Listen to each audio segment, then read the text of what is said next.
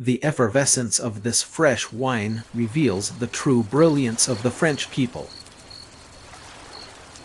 4,000 volumes of metaphysics will not teach us what the soul is. It has taken seas of blood to drown the idol of despotism, but the English do not think they bought their laws too dearly. A witty saying proves nothing. If God did not exist, he would have to be invented. But all nature cries aloud that he does exist, that there is a supreme intelligence, an immense power, an admirable order, and everything teaches us our own dependence on it. Better is the enemy of good. He was my equal in beauty, a paragon of grace and charm, sparkling with wit and burning with love. I adored him to distraction. To the point of idolatry, I loved him as one can never love twice. Common sense is not so common. The spirit of property doubles a man's strength. Those who can make you believe absurdities can make you commit atrocities. Do well, and you will have no need for ancestors. The human brain is a complex organ with the wonderful power of enabling man to find reasons for continuing to believe whatever it is that he wants to believe. I do not agree with what you have to say, but I'll defend to the death your right to say it. A torch lighted in the forests of America set all Europe in conflagration. All is for the best in the best of all possible worlds. Paradise is where I am. The rude beginnings of every art acquire a greater celebrity than the art in perfection. He who first played the fiddle was looked upon as a demigod. There is only one morality, as there is only one geometry. Let us meet 4 times a year in a grand temple with music, and thank God for all his gifts. There is one sun. There is one God. Let us have one religion. Then all mankind will be brethren. To enjoy life we must touch much of it lightly. Heaven made virtue, man, the appearance. Democracy is just a filler for textbooks. Do you actually believe that public opinion influences the government? Fools have a habit of believing that everything written by a famous author is admirable. For my part, I read only to please myself, and like only what suits my taste. Changing a habit is hard work, but it is harder to find work that would be more fulfilling. Minds differ still more than faces. One feels like crawling on all fours after reading your work. It is not her mistress I have lost, but half of myself, a soul for which my soul seems to have been made. The pursuit of pleasure must be the goal of every rational person. This self-love is the instrument of our preservation.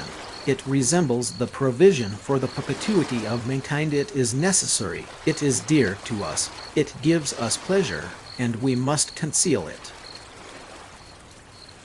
How I like the boldness of the English.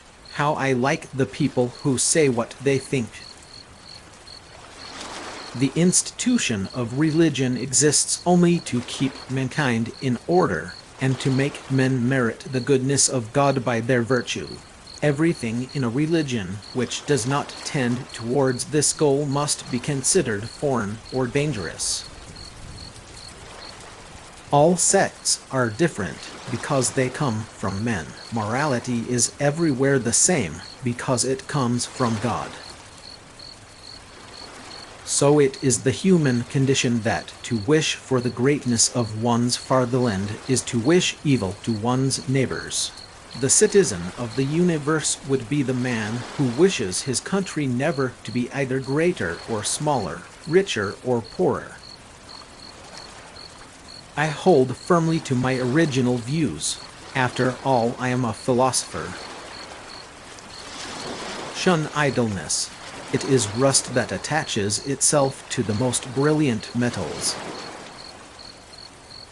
Error flies from mouth to mouth, from pen to pen, and to destroy it takes ages. The most important decision you make is to be in a good mood. Let us read, and let us dance. These two amusements will never do any harm to the world. In France, every man is either an anvil or a hammer. He is a beater or must be beaten. All pleasantry should be short, and it might even be as well were the serious short also.